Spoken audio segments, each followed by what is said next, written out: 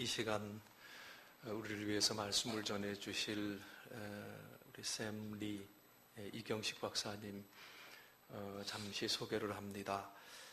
우리 이경식 박사님은 16세 때에 미국을 가셨습니다. 그래서 웨스트머 대학에서 학사 마치시고 예일 대학원에서 신학 석사 과정을 마치고 또 아리조나주 주립대학에서 상담 심리학 박사학위를 받으셨습니다. 우리 샘리 교수님은 미연합 감리교회 캘리포니아 연의 정혜원 목사님이시고 동시에 미국 정식 임상 심리학 회원으로 활동하시고 그동안 미국 예일대학 신학부에서와 웨슬리 대학에서 목회신학과 목회상담학을 가르쳤습니다. 그리고 그 실력과 연구를 이제 인정받으셔서 지금은 캘리포니아주에 있는 클레어몬트 신학대학에서 목회신학과 그리고 목회상담 심리학을 학생들에게 가르쳐주고 계시는 분이십니다. 클레어몬트 신학대학은요, 1885년 찰스 맥클리에 의해서 로스앤젤레스 외곽에 있는 페난도에 설립된 학교입니다. 그 후에 1900년부터 USC 정교학부로 있다가 1956년 지금의 클레어몬트로 이전을 해서 오늘에 이르는 학교입니다.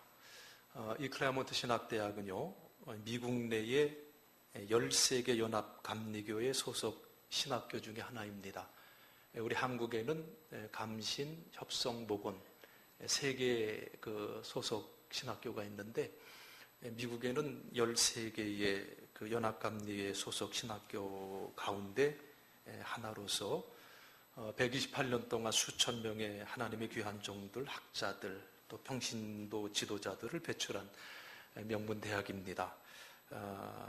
그런데 이 13개 미국 연합감리의 소속 가운데 가장 탑 클래스에 속하는 대학이다. 이렇게 얘기할 수 있는 대학입니다.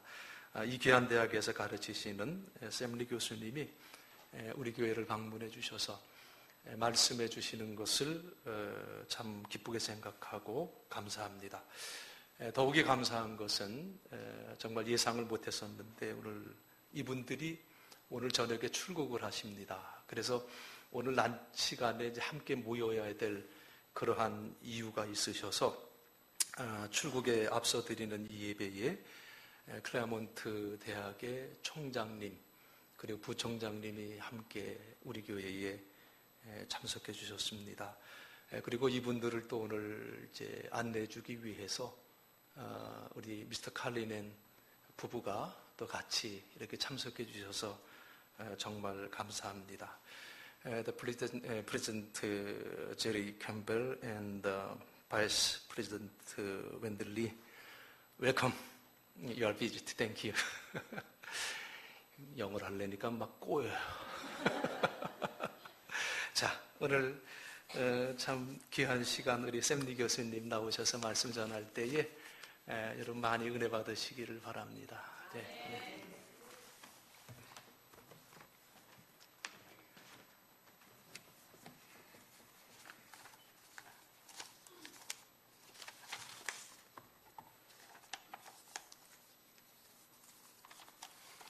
여러분 반갑습니다. 또 민경삼 목사님 감사합니다. 민 목사님이 클레어몬트 신학교가 아주 우수한 그 신학대학원이라고 말씀하셨는데 맞는 말씀입니다. 그 다음에 여러분들은 축복을 받으신 분들입니다. 왜냐하면 그 우수한 학교에서 목회학 박사 과정을 학위를 받으신 분이 민경삼 목사님이시기 때문에 그렇습니다. 네. 우리 잠깐 기도하겠습니다. 고마우신 하나님, 오늘 종료주일 또 고난주일로 저희들이 지내면서 다음 주 부활을 준비하고 있습니다. 이제 한 주밖에 남지 않은 부활을 준비하는 저희들에게 함께해 주셔서 저희들의 예배와 의식이 그저 의식적인 그런 행사가 되지 않게 하시고 오래 경험하는 부활을 통하여 우리의 삶의 놀라운 변화를 경험할 수 있는 우리 모두 될 수 있도록 인도하여 주시옵소서. 예수님의 이름으로 기도드리옵나이다. 아멘. 이 삼각지 지역은 제가 참 낯에 익은 그런 지역입니다. 제가 해방촌에 살았어요. 그래서 고등학교 2학년 17살 때에 미국을 갔는데 지금 미국에서 39년째 살고 있습니다. 그러니까 제가 몇 살인지는 금방 파악이 되시죠? 예. 국민학교 들어가기 위해서 여기 생명국민학교가 있었죠? 지금도 있습니까? 지금 없어요? 네. 지금 뭐 초등학교로 가지만은 그때는 이제 국민학교였는데 저희 누나가 3학년을 편입하고 또 제가 생명국민학교 입학하기 위해서 구두시험을 봤는데 그 구두시험에 제가 떨어져서 생명국민학교를 제가 다니지는 못했습니다. 네. 그리고 이태원 국민학교를 저는 다녔는데 그래서 이 용산 지역은 저희가 아주 익숙한 그런 지역입니다. 그래서 꼭 집에 고향에 돌아온 오늘 그런 기분입니다. 여러분들과 함께 예배 드릴 수 있게 된 것 참 감사를 드립니다. 이 이야기가 실화라고 하는데 그게 사실인지 제가 확인할 길은 없습니다. 아리조나에 연세가 90이 된 노모가 사셨는데 아주 정정하셔서 90세에도 운전을 직접 하고 다니셨다는 거예요. 그 두 아들이 있었는데 아들에게 폐를 끼치지 않는다고 혼자 이분이 살고 있었고 뭐 반찬거리 사는 일, 자기가 손수 요리하는 일 모두 손수하고 살았다고 합니다. 아마 아들 둘이 분별력이 별로 좋은 사람들이 아니었나 봐요. 아리조나에서도 이제 범죄율이 이제 많이 높아지니까 이 두 아들이 서로 상의를 한 결과 이 어머니에게 권총을 사주자는 결정을 내렸다는 겁니다. 미국에서는 권총을 이제 살 수가 있으니까 말이죠. 권총을 사드리고 권총 사용법 훈련까지 받을 수 있도록 이렇게 했다는 거예요. 그 후로 이 노인께서는 권총을 자기 손가방에 넣고 다니셨대요. 하루 이 노모가 반찬거리를 사는 일을 마치고 집에 돌아가기 위해서 본인의 차를 향해서 걸어가고 있는데 이 노인의 차에 낯선 남자가 앉아 있는 겁니다. 이 노인이 생각하기를 드디어 올 것이 왔구나. 이 노인의 가슴이 그냥 쾅쾅 뛰는 거예요. 손가방에서 권총을 착 꺼내 들고 차 가까이 가서 소리를 칩니다. 당장 내려! 안 내리면 쏴 죽인다. 갑작스러운 노인의 고함 소리를 듣고 이 정체불명의 두 괴한이 차에서 허겁지겁 내려서 도망을 갔다는 거예요. 이 노인이 놀란 마음을 진정시키고 차에 앉아서 열쇠를 꺼내서 발동을 걸려고 하는데 이 열쇠가 열쇠 구멍에 들어가지 않는 겁니다. 이상하다 생각하고 유심히 살펴보니까 자기 차가 아니더라는 거예요. 두 남자를 찾아서 사과하고 싶은데 벌써 사라져서 사과를 하지 못했다고 합니다. 연세가 많으신 분들을 제가 흉보기 위해서 이런 말씀을 드리는 것이 아니라 우리의 삶이 또 우리의 신앙이 이 이야기와 흡사하다는 생각을 저는 종종 하게 됩니다. 나는 확실히 알고 있다고 생각을 했는데 나중에 알고 보니까 내가 알고 있는 것이 잘못된 겁니다. 나는 확신을 가지고 하나님을 제대로 알고 잘 믿고 내 신앙은 잘못된 것이 없다고 살고 있는데 나는 이만 됐어 하며 살고 있는데 시간이 지나서 보면 내가 잘못 알고 잘못 믿고 있었다는 것을 깨닫게 되는 경우가 많이 있어요. 내 신앙에 대해 결코 자부해서는 안 될 것입니다.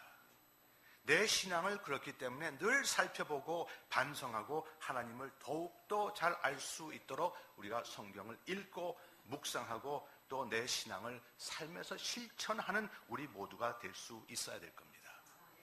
사순절의 마지막 주간을 살고 있는 우리 모두가 부활을 맞을 준비를 하면서 우리의 삶의 자세 또 신앙의 자세를 점검할 수 있는 오늘 이 시간 되기를 바랍니다. 저는 이제 읽어주셨는데 같이 읽었는데 저희가 그 로마서를 공부하면 할수록 그런 생각이 들어요.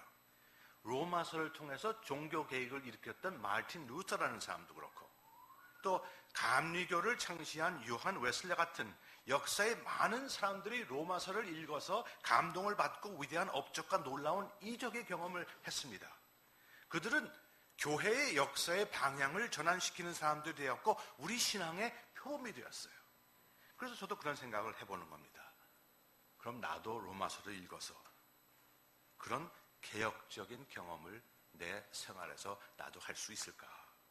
나 같은 사람은 도대체 어떻게 살고 어떠한 신앙의 자세를 취해야 그런 변화를 체험할 수 있을까? 이 말씀을 여러분과 오늘 나눌 때에 하나님께서 과연 우리와 오늘 함께 하셔서 우리 모두가 인생을 살면서 필요로 하는 신앙의 원동력을 얻고 또 삶의 길잡이를 우리 마음속에 모셔드리고 확신이 없는 분들은 확고부동한 신앙의 확신을 얻는 이 시간이 되기를 간절히 기도하는 겁니다. 로마서 6장 1절에서 11절의 말씀을 읽어주셨는데 그 말씀 중에는 기독교의 진정한 세례의 의미가 쓰여 있습니다. 기독교의 가장 기본적이며 핵심적인 말씀이 여기에 담겨져 있어요. 간단히 요약을 해서 두 문장으로 제가 표현을 하면 참 그리스도인이 되는 것은 참 세례를 받는 것인데 참 세례란 그리스도와 함께 죄에 대해 죽고 그리스도와 함께 새 생명으로 부활하여 연합하는 겁니다. 그리고 이제는 하나님의 원하시는 의로운 삶을 사는 것이다. 이것이 기독교 신앙의 기본적인 핵심적인 메시지입니다. 죄에 대해 죽는다고 하는데 그 의미를 좀 생각해 보세요. 훌륭한 신앙인이 되기 위해서는 죽음에 대하여 민감해야 합니다. 그러한 신앙들이 많이 있지만 그 중에 저는 죽음에 대해서 민감하게 생각하고 사는 사람들이 많이 있지만 우리 이 자리에 함께한 저희 총장님을 제가 먼저 이렇게 생각하게 됩니다. 우리 총장님이 여기 계신데 사실은 오늘 이 자리에 계실 게 아니었거든요. 정동교회에서 설교를 하고 오셨는데 11시 예배에 설교하시는 것이 9시 반 예배로 바뀌어서 저희들과 함께 이제 예배에 참석하시게 되셨는데 이분이 13살 됐을 때에 심장에 유전적으로 잘못된 문제가 있다고 하는 것을 이제 알았습니다. 그래서 지금 67세신데 13살 때부터 67세가 될 때까지 심장 수술을 9번을 받으셨습니다. 더 이상은 수술이 가능하지 않다고 합니다. 그러니까 이분은 아주 어렸을 때부터 심한 운동을 해보신 적이 없어요. 그러니까 이분하고 몇 년 전에 대화를 나누면서 이분이 하신 얘기가 내가 부러운 사람들이 있는데 찜뛰기 하는 사람들이 부럽대요. 달려보질 못한 거예요. 달려서 이게 맥박이 빨리 뛰고 하면은 문제가 될 수 있기 때문에 그렇게 달려본 적이 없다고 하는 겁니다.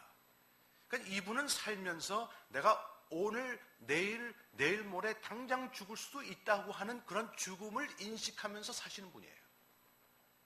요새도 그렇게 사세요. 그래서 이분이 제 생각에는 인격적인 또 대학의 총장으로서 아주 훌륭한 지도자가 될 수 있었던 것은 마틴 루터와 같이 요한 웨슬레와 같이 로마서를 읽어서 뿐만이 아니라 살면서 죽음에 관련된 직결된 그런 문제를 마음속에 품고 사시기 때문에 그것이 가능했다. 저는 그렇게 생각을 합니다. 그래서 이분은 삶의 목표가 있는데 뭔지 아세요? 오늘 하루를 살면서 오늘 하루도 하나님이 나에게 선물로 주셨는데 오늘 하루는 누구를 위해서 행복하게 해줄 수 있을까? 그것이 이분의 삶의 목표입니다. 작은 일에 연연하지 않으십니다. 여러분 한번 그런 생각을 해보세요. 의사 선생님이 건강진단을 하고 나서 여러분에게 그렇게 말하는 겁니다. 이제 당신은 10년밖에 못 삽니다. 그런 진단을 받았다고 생각해보세요. 여러분이 얼마나 오래 살 것인지 확실히 알고 있다면 여러분의 삶에는 어떤 변화가 일어날 겁니다.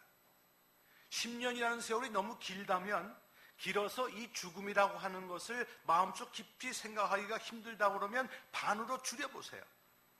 더 줄여서 내 인생에 남은 시간이 이제 1년 아니면 서너 달이라고 생각을 해보세요. 여러분의 삶에는 어떤 변화가 있을 것이라 여러분 예상할 수가 있습니까?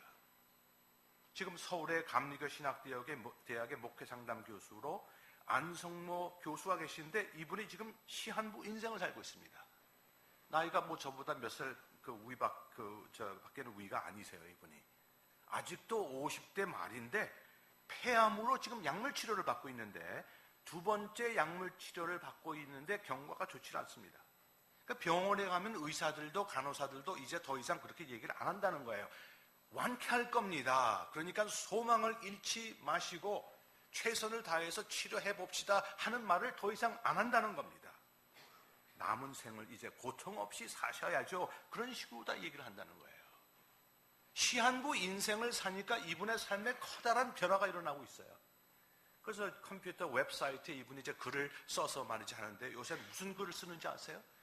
나의 감사의 조건이라고 하는 글을 쓰고 계세요. 그래서 나의 살아온 이때까지의 모습, 나 삶의 이야기들을 다 이제 쓰면서 하시는 얘기가 나는 시골에서 태어나서 산 것이 너무 감사해요. 나는 한학자인 우리 부모, 우리 아버지 그 밑에서 자라서 참 감사해요. 우리가 어떻게 생각해보면 전혀 보통 사람들은 감사의 조건으로 생각할 수 없는 그 일들이 느껴지고 경험이 되는데 새롭게 느껴지는 겁니다. 그래서 그걸 글로 그분이 표현하고 계시는 거예요. 죽음을 가깝게 생각할수록 삶의 귀중함, 또 하루하루의 귀중함을 깨닫게 되고 좀 잘 살아보려고 또 삶에서 무엇이 중요한지를 잘 파악하게 된다는 겁니다. 이렇게 되면 우리가 오늘 성경의 말씀과 같이 죄에 대해 죽는 경험을 하는 겁니다. 죄에 대해 죽는 경험을 하는 겁니다. 그런 경험을 할 수 있으면 내가 평소에 그렇게 미워하던 사람도 사랑할 수 있어요. 여러분 생각해 보세요. 내가 이제 한 달 남았습니다. 내 삶의 기간이 한 달 남았는데 용서 못할 사람이 있습니까? 내가 그렇게 미워하던 사람도 사랑할 수 있고 내게 그렇게 못되게 굴던 사람도 이해할 수 있는 관대감이 생기고 그토록 중요하게만 생각했던 어떤 물질적 풍요함보다도 하루하루 시간에서 사랑과 자비와 용서를 경험하는 일들이 더 많이 이루어질 수 있게 된다는 겁니다. 우리가 죄에 대해 죽는 경험을 한다면 우리 부모 자식 간의 관계, 친구 관계, 교회에서의 생활들 속에서 구체적인 변화를 경험할 수 있습니다. 이것이 바로 죄에 대해 죽고 그리스도 예수와 함께 부활한 사람들이 누릴 수 있는 놀라운 변화의 경험이라는 겁니다. 이것이 부활의 역사예요. 예수와 함께 죄에 대해 죽어 이제 새 생명을 위해 예수와 함께 다시 살아 연합하는 자가 된다는 것이 바로 그 의미입니다. 이것이 세례에 대한 진정한 의미이고 세례가 부활이라고 하는 역사와 어떻게 연결이 되는지 우리가 신학적으로 그렇게 설명을 하는 겁니다. 그런데 세례라는 의식이 의식으로만 남아있는 경우가 얼마나 많습니까? 부활절이라고 하는 이 엄청난 절기를 우리가 맞을 준비를 하면서 그저 의식으로 연중 행사로 지나는 경우가 얼마나 많이 있습니까? 미국의 이제 연합감리교 속한 그 대학원들이 13개라 이제 하는 말씀을 들으셨는데 그 중에 하나가 Duke University Divinity School이에요. 그 학교의 교수로 있던 존 웨스트호프라는 박사가 오래전에 클레먼트 저희 신학대학원에서 초청을 받아 특별 강좌를 했습니다. 그 강연 중에 그분이 본인이 남미에 가서 자기가 직접 경험한 그런 사건들을 이제 이야기한 적이 있어요. 남미의 어떤 작은 나라의 작은 마을 시골에 이분이 방문을 갔는데 그 마을 바로 중심부에 교회가 있습니다. 그러니까 남미에는 이제 캐톨릭 교회가 많으니까 캐톨릭 이제 교회가 이제 조그만 교회가 있는 거예요. 그래서 밖에 있는데 음악 소리가 나니까 그 예배당 문을 열고 이분이 들어갔어요. 예배를 지금 다 보고 있는 것 같은데 그 음악 소리가 들리고 다 뭐 찬송가를 들고 부르고 하는데 이 사람들이 진짜 엉엉 울고 있더라는 거예요. 예배를 보면서. 모두 무릎을 꿇고 탄식하면서 슬픈 곡조의 찬송을 부르고 있다는 겁니다. 이분이 무슨 영문이 도대체 알 수가 없죠. 조금 있으니까 예배당 뒤에 문이 열리고 행렬이 시작돼서 들어오는데 아버지가 요만한 관을 자기 집에 나무 제목으로 해서 손수 만든 관을 하나 들고 들어오라는 겁니다. 그리고 그 뒤에 어머니가 들어오는데 자기 집 우물에서 직접 퍼온 물 한 동이를 쥐고 들어오는데 그 뒤에는 신부 또는 목사가 새로 태어나서 몇 주 되지 않은 살아있는 이 갓난 아이를 그저 더러운 헝겊으로 그냥 막 싸서 그걸 안고서 들어오더라는 거예요. 그리고 교회당에 있는 교인들은 그저 엉엉 울고 있다는 겁니다. 그 아버지가 제단에다가 관을 딱 내려놓으니까 엄마가 이 한 동이 지고 온 물을 그 속에 붓더랍니다. 그리고 그 신부는 아이의 몸에 죽은 사람 몸에 발라주는 기름을 바르더니 한 손으로 아이를 번쩍 들고 한 손으로 이 아이의 코를 막고 말이죠. 그리고 물속에 첨벙 넣으면서 하는 얘기가 내가 성부, 성자, 성령의 이름으로 너를 죽이노라 하고 외치더라는 겁니다. 그러니까 아이가 울지 않겠어요? 막 아이가 우는데 우는 아이를 다시 번쩍 들어 올리면서 하는 얘기가 내가 너를 부활시키노니 이제 주를 섬기고 사랑하며 살지어다 라고 선포를 하더라는 겁니다. 그러니까 교인들이 좋아서 부르던 찬송을 바꿔서 이제 부활의 노래를 부르더라는 거예요.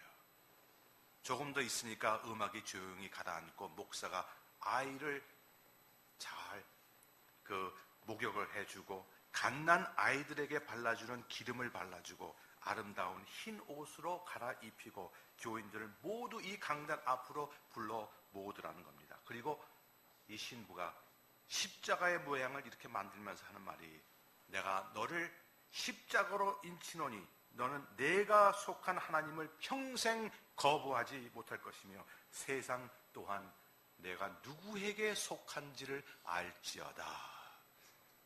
그러고 아이의 이름을 부르는 거예요. 완 칼로스가 이름인데 완 칼로스 크리스티아나 웰컴.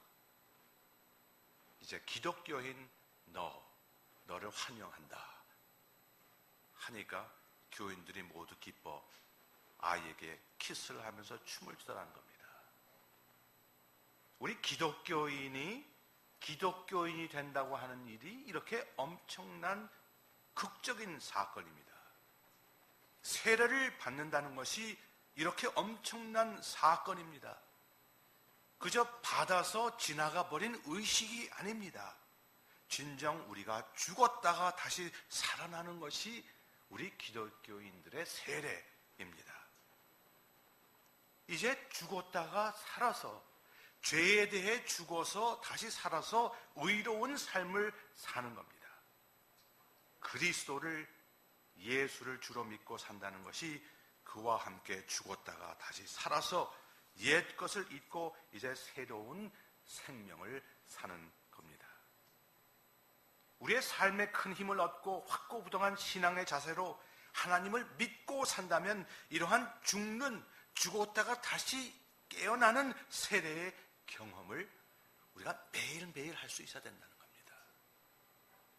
여러분들 매일매일 새벽 기도를 나오신다 그러면 많은 것을 생각하고 많은 성경 말씀을 읽고 또 설교를 들으시겠지만 그 생각을 하시기 바랍니다. 새벽 기도에 와서 내가 해야 될 것은 오늘도 새 하루를 살면서 죄에 죽었다가 그리스도와 연합하여 나는 오늘 다시 부활하여 하나님을 섬기는 의로운 삶을 살겠다. 그렇게 기도할 수 있는 여러분들이 되실 수 있기를 간절히 바랍니다. 내가 금방 죽었다가 다시 살아났다는 이 엄청난 사건을 의식하고 그 하루를 시작할 때에 문제투성이었던 부부관계, 자식간의 관계, 여러 가지 교회의 문제들, 사회의 문제들까지도 우리가 변혁시킬 수 있는 신앙의 원동력을 체험할 수 있게 되는 겁니다. 여기에 복음의 위대한 능력이 있다는 겁니다. 힘들게 일해서 벌고 장만하는 우리 좋은 아파트, 좋은 차, 좋은 가구보다도 그것도 중요하겠지만 말이에요. 내 가족의 사랑, 내 친지들 간의 화목, 교회 안의 평화, 사회의 정의, 이러한 것들이 우리 생활에서 더 중요해지는 겁니다. 이것이 크리스찬이 되는 경험, 그리스도와 함께 죽었다 다시 살아나는 경험을 통해 우리가 이룩할 수 있는 놀라운 체험입니다. 어떤 분들은 그렇게 묻습니다. 왜 인생을 사는데, 하나님을 믿는데 그렇게 심각하게 살아야 합니까? 좀 릴렉스해서 편하게 좋은 것이 좋다 하고 살면 안 됩니까? 그런 분들이 있어요. 그런 얘기가 있죠. 어떤 새 견습생 마귀가 있는데 10년 동안 훈련을 받고 이 세상에 이제 보냅니다. 학업을 마치고 세상에 보내져서 이제 실습을 하기 위해서 작은 세 마리의 세 사람의 새 마귀가 이제 세상으로 보내지게 되는데, 마지막 이 세상으로 보내지기 전에 구두시험을 보는 거예요. 그래서 마귀의 두목인 사탄이 구두시험을 보면서 이렇게 묻더라는 겁니다. 그래, 너는 이제 나가서 이 세상 사람을 어떻게 타락시킬 거냐, 어떻게 타락을 시킬 거냐 하고 물으니까 첫째 마귀가 사탄에게 그렇게 얘기를 했다고 합니다. 나는 세상 사회에 가서 많은 사람들에게 그렇게 외칠 겁니다. 신은 존재하지 않는다, 하나님은 존재하지 않는다 하는 것을 마음방에 공포하겠다는 거예요. 그러니까 사탄의 대꾸가, 네 말에 속을 사람이 어디 있어? 하나님이 없는 것 같이 생각하고 벌써 그렇게 생각하고 믿는 사람들이 얼마나 많은데 네 말에 속한다고 말씀이 어디 있냐, 그렇게 얘기를 하더라는 겁니다. 둘째 마귀한테 똑같은 질문했어요. 하는 얘기가, 내가 죽었다가 다시 살아나 보니까 지옥은 없습니다. 그러면 사람들이 살고 싶은 대로 마음대로 타락하면서 살지 않겠느냐 하는 겁니다. 그러니까 사탄이 하는 얘기가, 이 세상 사는 사람들이 벌써 지옥에서 사는 그런 생활을 하고 있는데 네 말에 넘어갈 사람이 어디 있냐 하고, 두 번째 그 마귀도 말이죠, 떨어졌다고 그래요. 셋째 마귀가 그렇게 얘기를 했답니다. 이 세상을 살면서 조급하게 살 필요가 하나도 없습니다. 조급하게 살 필요가 하나도 없습니까? 사탄이 하는 얘기가, 그래, 그렇다면 네가 이 세상에 가서 수천 명 정도는 너로 인해서 타락할 수 있겠다 하고 합격을 시켜서 이 세상에 보냈다고 합니다. 예수님도 그러셨잖아요. 마태복음 24장에서 늘 깨어 있어라. 좋은 것이 좋고 세상에 급할 것도 없고 천천히 즐길 것 다 즐기고 누릴 것 다 누리고 산다는 생각만큼 우리 신앙인들에게는 위험한 생각이 없다는 겁니다. 그리스도를 믿는 우리들의 오늘과 내일의 내 생활에서 일어나는 변화들에 대해 좀 더 우리가 심각하게 민감하게 생각을 해야 합니다. 이 일을 잘 하지 못하니까 교회가 욕을 많이 먹고 교인들이 꾸지람을 받습니다. 믿는 사람들과 믿지 않는 사람들이 다른 것이 무엇입니까? 오히려 하나님을 믿는다고 하는 사람들이 더 악하고 추하고 이해할 수 없는 일들을 많이 하지 않습니까? 하는 그런 평을 우리가 받는 겁니다. 믿는 사람들이 자기의 신앙을 자기의 생활에 연결시키지 못하기 때문에 세례의 경험이 그저 의식적인 의식 밖에는 안 되어버리고 내가 눈물을 흘리면서 마음속 깊이 경험하는 사건이 되지 못하기 때문에, 그러한 체험이 되지 못하기 때문에 그러한 비평을 받는다는 겁니다.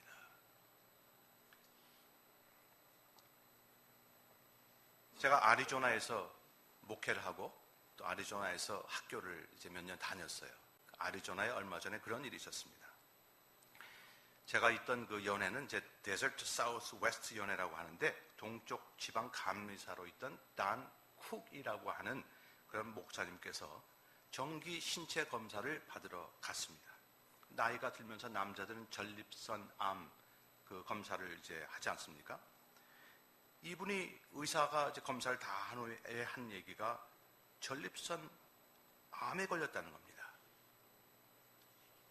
그래서 다시 다른 의사한테 가서 또 판단을 또 받아보고 다 했는데 영락 없이 전립선 암에 걸렸다는 겁니다.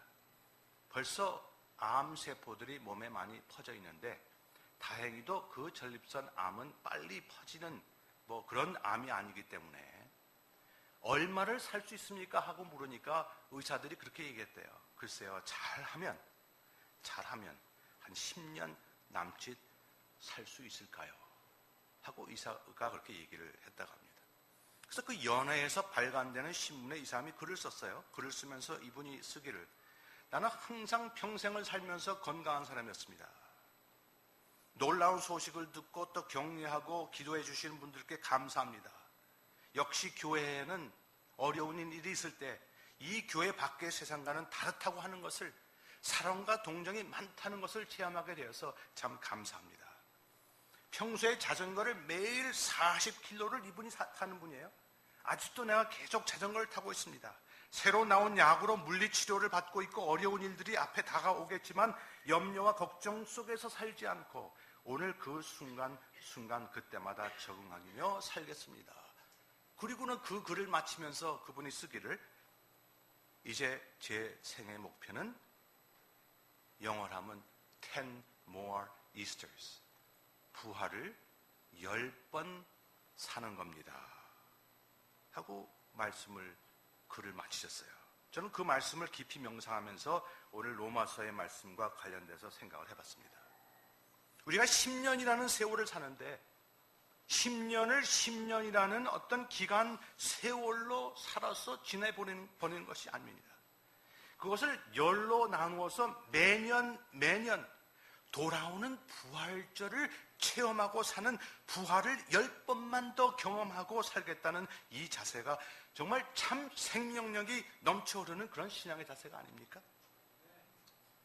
앞으로 10번 돌아올 부활절 때마다 그저 예배와 의식으로 끝나는 10번의 사건으로 불과한 것이 아니라, 그때마다 직접 내가 피를 흘리고 몸의 한 부분을 잘라내고 뼈를 갈가내서 이룩하는 죽음과 삶과 부활의 그런 놀라운 경험을 내가 이룩할 수 있다면 정말 그리스도 예수와 합하여 새 생명 가운데서 사는 것이다. 라는 확신을 저도 얻게 된 겁니다. 오늘 로마서 6장 5절의 말씀, 만일 우리가 그의 죽으심으로 본받아 연합한 자가 되었으면 또한 그의 부활을 본받아 연합한 자가 되리라. 이것이 우리 신앙의 목표입니다. 여러분, 이 신앙의 목표를 올해 부활절을 맞이하는 우리의 목표로 삼을 수 있습니까?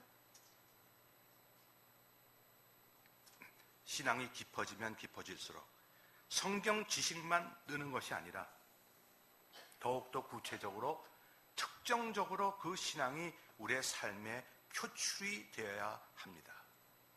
여러분의 삶 속에서 올해 돌아오는 부활절을 새롭게 경험하심으로 구체적인 변화를 추구하실 수 있기를 바랍니다. 여러분의 가정생활에서, 여러분의 부부생활에 큰 변화가 있기를 바랍니다. 여러분들의 자녀하고의 관계에서, 부모하고의 관계에서 엄청난 변화를 경험하실 수 있는 여러분들이 되길 바랍니다. 여러분들 서로 교인들끼리의 관계 속에서, 또 더 나아가서 이 사회의 정의의 실현을 위한 변화를 추구할 수 있는 우리 모두가 될 수 있기를 바랍니다. 크리스찬이 된다는 것, 부활의 경험을 통해서 죽고 사는 일들을 경험한다는 것, 이 모든 것들을 여러분들이 구체적으로, 특정적으로 이해하시고 또 실천하시고 경험하시기를 바라요. 부활절을 10번만 더라는 이 말씀 속에 담긴 확고부동한 신앙의 자세와 인상의 결단, 그것을 경험할 수 있는 여러분, 또 제가 모두 될 수 있기를 우리 주 예수 그리스도의 이름으로